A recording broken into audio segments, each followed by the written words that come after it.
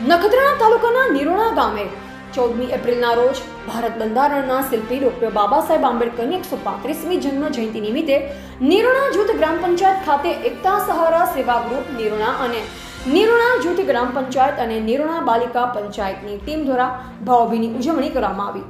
કાર્યક્રમની શરૂઆત doctor Baba Saheb આંબેડકરના statue પર પુષ્પાંજલિ અર્પણ કરી ફૂલહાર કરવામાં આવ્યું, જેમાં નિરોણા જૂથ પંચાયતમાં આવતા તમામ સમાજના આગેવાનો અને એકતા સહારા ગ્રુપના તમામ સભ્યો દ્વારા બાબા સાહેબના જીવન સંઘર્ષ, સમાજ સુધારણા અને સમાનતાના સંદેશ પર પ્રકાશ પાડવામાં આવ્યો હતો।